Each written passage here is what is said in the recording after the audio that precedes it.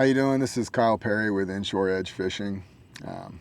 Our first debut instructional video. The fish of the day is flounder. It's one of the fish I love to pursue. I just love the different areas you can catch them at, and that's kind of what I want to go through with you. Is 3 different areas where they're not the end-all be-all where you can catch flounder, but they are 3 very common areas, and all 3 of those areas in our Mississippi coastline offer thousands and thousands of spots within each little kind of geographical area. So those 3 areas are marsh points, like some marsh grass points, grass lines leading up to points. Those are special because just the point itself is a current break. So we always have tides going in and out, incoming, outgoing, and those current breaks, points, create eddies on the backside, slack current. And flounder, along with many other predatory fish, love to hang in that slack current, or sometimes in the slack current, sometimes just out front, and ambush bait. And so we have mullet and pogies moving throughout the marsh, and they will follow grass lines, kind of like a little highway. Honestly, they keeping the grass line on one side, so they're, protection-wise, they can kind of see predators coming from one side or the other. And naturally, if they come around a point, well, they got to go around that, and then boom, you got your predatory fish waiting there. So we've got some footage to show you how we approach a point. We've got some fish catches. We always want that. That we've been able to gather, and in some of that footage you'll see me kind of talking a little bit what I'm just talking about now, but showing you how I'm fishing it, how I'm bouncing on the bottom, how we're approaching it, a little bit of extra instruction. So check it out.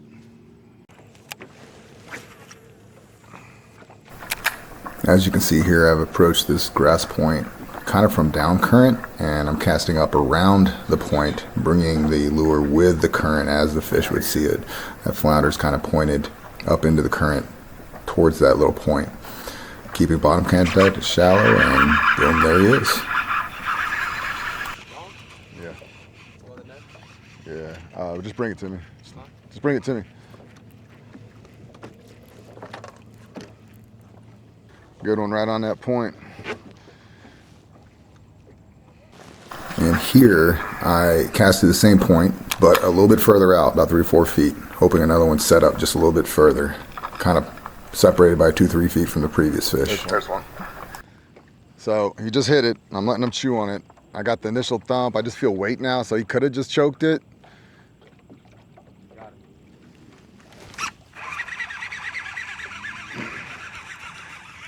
Not as big. It's kind of coasting in, but you never know though. I got it. So now he feels a little bit heavier. Good one. Another good one. I really want to put emphasis on approaching a point from down current, casting your first several casts up around the point and bringing it with the current. If there's a flounder there, it almost always gets them to eat. Maybe.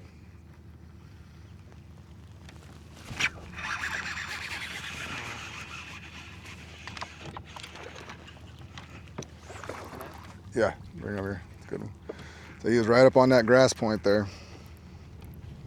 Coming up, coming up, coming up, coming up.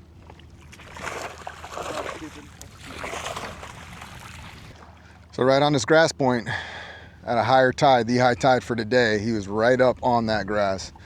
Lure hit right up against the grass wall and let it drop, and he smoked it. So that's an example of them getting tight when the water's up. They want to get tight to that. They use that grass almost as like a seawall, if you will, to ambush the bait. All right, now that we've talked about the marsh, the next area is kind of like, it can vary. But I'm thinking what I'm going to show you is a straight shoreline. It's, in this case, it's got a gentle mud bank. So about a foot up on the edge of the water and goes down to about 8 feet. It's a gentle slope, mostly mud, It's got some mud clump on there, some rubble, some old wood, stuff like that, that create kind of little pockets on the bottom, eddies on the bottom, little current breaks on the bottom. And these flounder will sit on these shorelines facing into the current, ambushing bait. Now, like everything, you got to have bait in that area. Ideally, you want to see bait kind of working down that shoreline, kind of like a conveyor belt right over those flounder. And so that's kind of the things you're looking for. And you can scan with side scan or just visually look at those shorelines pretty quick, looking for bait, activity, current. And if you see those things together, that's something you want to look at and fish. And if it's just something that doesn't hold a lot, well, then you can move on and look for other areas. So we found a shoreline that's very much like I described, and there's a lot of flounder on it. That varies day to day, but this particular day there was a lot of flounder, and so we're going to show you kind of how we approach that, casting up current, bringing a jig down, and we got some good flounder to show you. So check it out. Is that good? Yeah, that's good.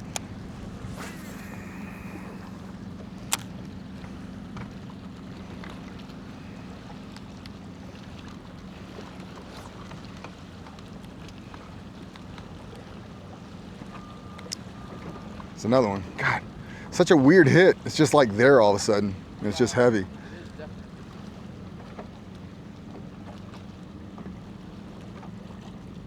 It's like now he's choking it. There it is. You want me to get the net? Or you got it? I got it.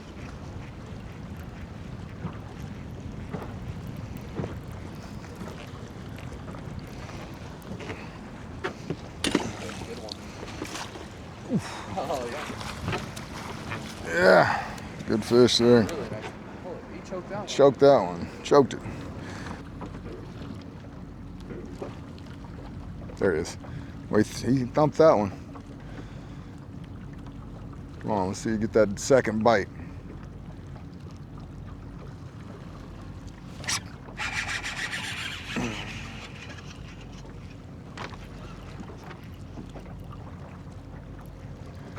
It's a good one. Get net. Yep.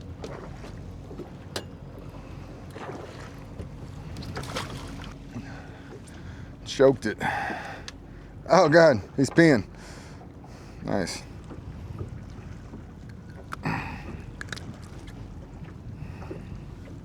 Nice flounder. The third area I wanted to talk about, and this is a very popular area along our coast, and I'm sure many other state coasts, Gulf coasts, East Coast. We call it riprap in bass fishing, but rock. You know, your retainer walls, your rock retainer walls that you use around here to prevent erosion from storms, storm protection, things like that. A lot of times they protect bays, marinas, etc. These rocks have all kinds of current breaks. They are a current break in and of itself. So every rock, giant piece of granite, boulder, whatever, as it meets the sand on the bottom, there's usually a slope. You see what you see above the water, and then it kind of slopes down. Some have longer slopes, some go straight down, but each one of those along that bottom where those rocks are on the sand is creating eddies. And flounder love to kind of nose right up to that, facing the current. And same thing, mullet and pogies and all that bait will work their way down. They're just using it like a highway. And a lot of predatory fish, not just flounder, will set up there. From what I've noticed in my short time on the Mississippi coast, starting March, April, all the way till we're July now, and it's hot. There are a lot, in my opinion right now, I could be wrong in the near future, but my opinion, the majority of our flounder population are hanging out on these we call them front beach or front area, and a lot of it's on the rocks. It's just where most of the pogies are right now. If you go around, you see a lot of pogies, so just the biomass is thick around there. We're up in the marsh right now, and there's bait, there's mullet jumping, but it's not near as thick, not near as much bait as there is out front. That'll change in the fall. The shrimp will start growing and moving out, and pogies will move in, and then sure enough, all your predatory species move in the marsh with them. Not to say there's not flounder in the marsh right now. They move in, but like everything, they move in over time. And so we're gonna show you some footage on fishing rocks, again, how we work that. It's similar to our other stuff. We like to parallel it. We like to bring that bait along the rocks on the bottom as close as possible. And so check this out. All right, now we talked about, we got some rocks here. We've got essentially kind of a point, a rounded off point with current coming around it on these rocks. So that's always ideal if you find like an obvious point on the rocks. You don't have to have that. A lot of these rocks have little cuts where water comes out. Those are always great places. And then the rocks themselves, like I said, create current break just along them. So you can find little pockets, and some of these areas hold a lot of flounder. I always like to get as parallel as possible. And different rocks come out different lengths. So I'm looking on my sonar right now, and these rocks, I'm 10 yards off of them, and they come out to right about here. So that's important to know where the edge of the rocks is on the bottom, because that's very often where the flounder will be. They're not gonna sit on top of the rocks typically. So.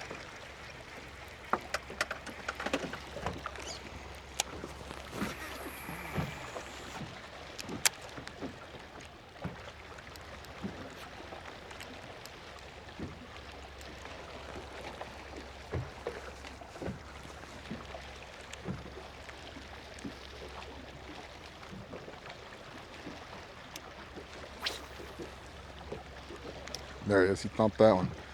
So big thump, that's a flounder. He's on there. There he is.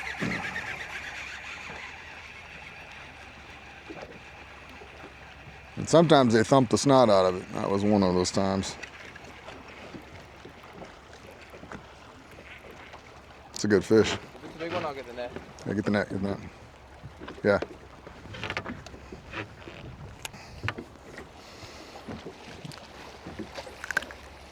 Go, good flounder. A lot of times you can tell how hard they hit it.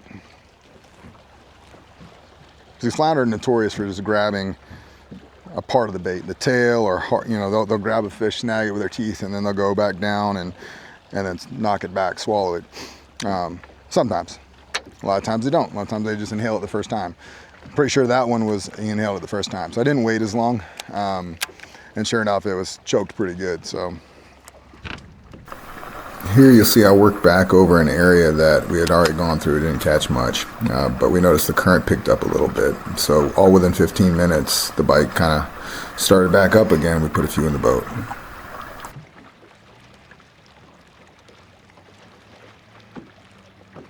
There's fish.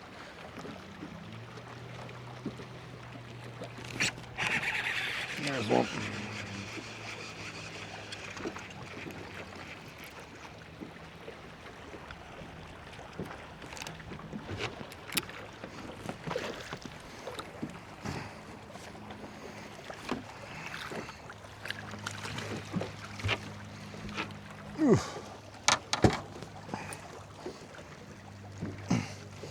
Not a monster, but if we were keeping, it'd be a keeper.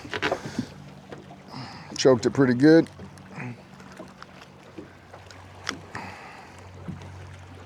There we go. All right, we're back, and to kind of summarize everything, kind of bring it all home for you.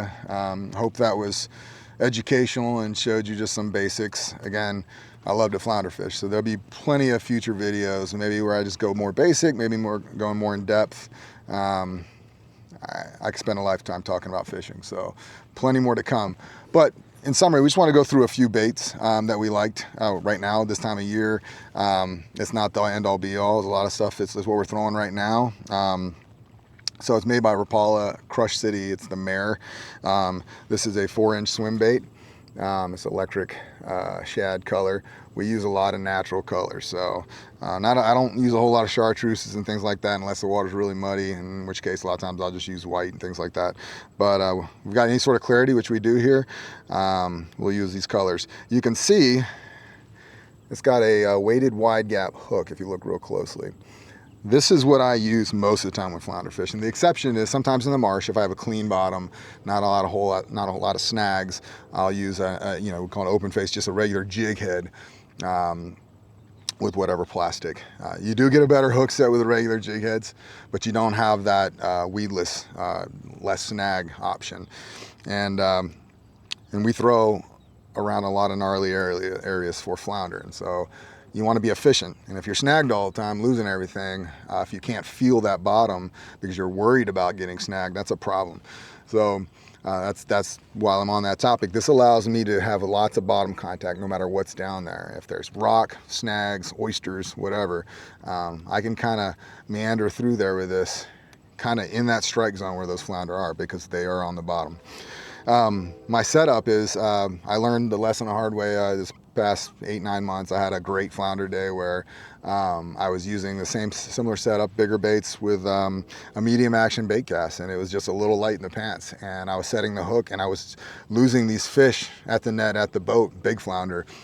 Tried to figure out what was wrong, and I realized that I was not I did not have enough power to kind of drive these bigger hooks. That's an extra wide gap. That's a 5/0. It's a bigger hook. You got to have power to drive that into the flounder's mouth. They have bony mouths, bony head, and so I, graduated to a medium heavy, and sometimes we'll use a heavy if I'm using bigger baits to get that driving power, and it's made all the difference in the world. So what I like to always, on all my gear, spinning or bait cast, I always have braid.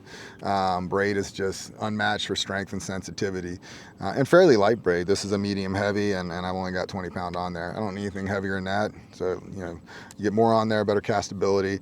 And I always go, in my case, I go with an FG knot. That's a very small, it's probably the smallest profile knot. A little tricky to learn, but I've spent a lot of time learning it, to fluorocarbon. And here in saltwater, especially in this situation I'm talking about where I'm around, again, pretty snaggy type stuff, a lot of structure, and our structure, if it's underwater, usually has barnacles on it, a lot of sharp things. Fluorocarbon has great abrasion resistance.